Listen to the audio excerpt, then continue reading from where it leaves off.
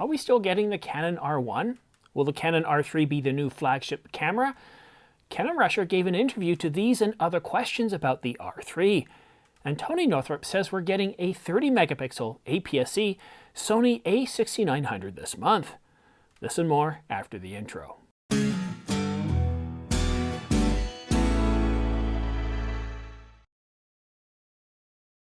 Thanks for tuning in to The Ordinary Filmmaker. Just before I get to today's news, please like and subscribe.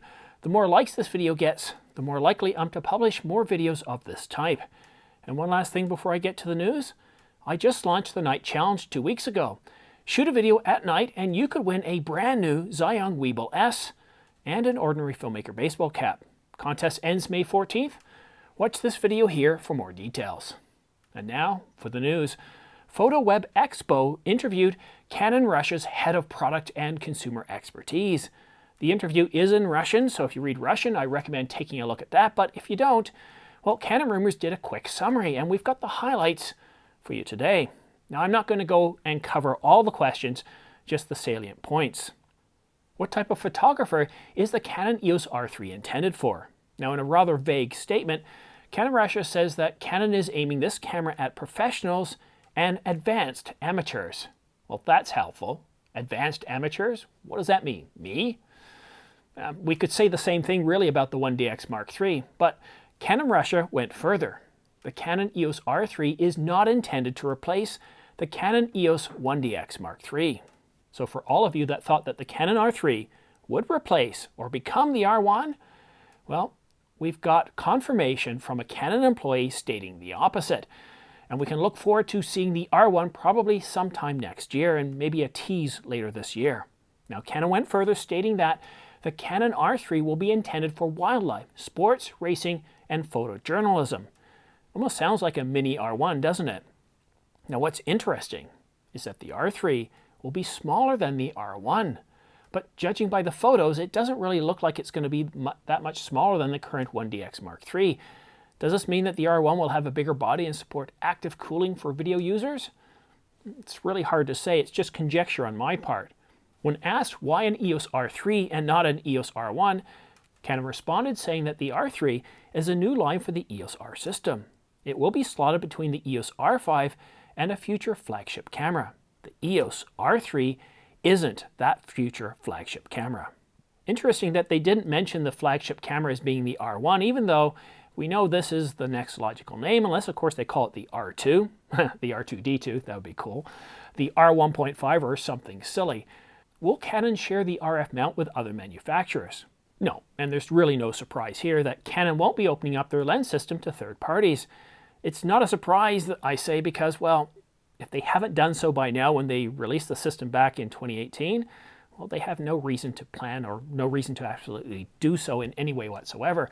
So we are likely going to get Tamron and Sigma lenses. I don't know when. I don't think it's going to be this year, but they're going to have to reverse engineer. But we're going to see more and more third-party lenses coming. I did a review of the Artisan, the TT Artisan 21mm f1.5 this weekend. We've got Samyang lenses. So we are going to get third-party as Canon starts producing more of these camera bodies for the R system and more lenses, and it becomes a bigger market. Those other companies are going to switch over. Canon's got 45% of market share. They're not going to ignore Canon for long, so you're just going to have to be patient. It is coming. But this interview with Canon, not Canon Rumors, Canon Russia, try that again. This interview that Canon Russia did, it kind of just helps clarify a few more things with the R3. It's stuff that we pretty much knew already that we kind of expected Canon to state. So the R3 is going to be slotted between the R5 and the R1.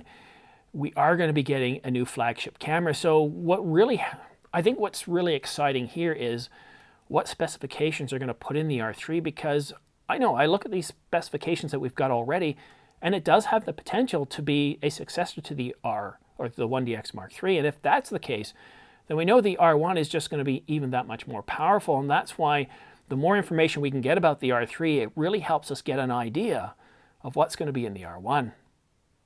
Tony Northrup says that Sony will be announcing the a6900 this month.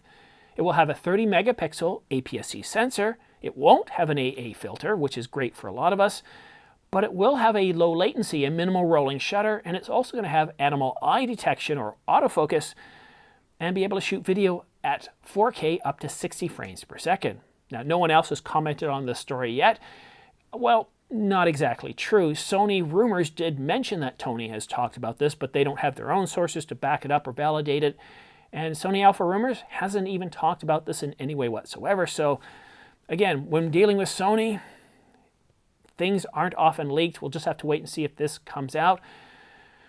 An APS-C, A6900, 4K 60, 30 frames per second. It does sound like a solid camera, but I know what a lot of you are looking for. It's a Sony a7 IV. Now, I summed up in a video 2 months ago talking about the specs that are rumored to be in the a7 IV and what is most likely, and I've heard absolutely nothing. I've seen absolutely nothing. Hopefully we hear something soon.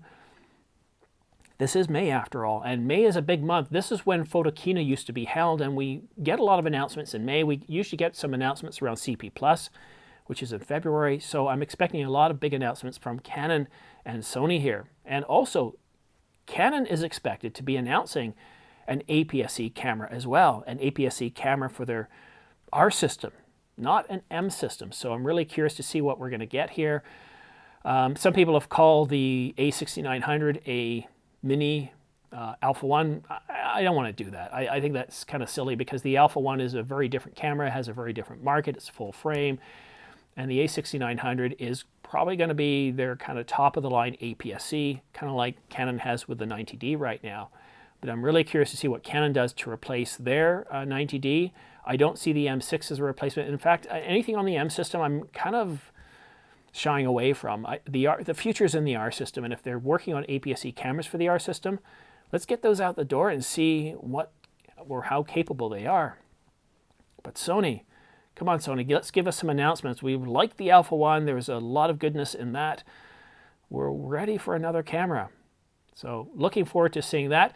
But that's it for now. Don't forget to subscribe for your chance to win 2 Angelbird 128GB AV Pro MK2 V90 SD cards along with a dual UHS-2 card reader.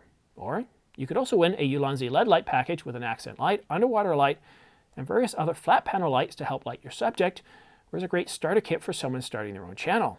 And if you do want to help support this channel, please use my links to B&H and Amazon and consider buying an ordinary Filmmaker baseball cap like that. Well, they're the same one. They're $34.99 at ordinaryfilmmaker.com. Thanks so much for watching. We'll see you again soon.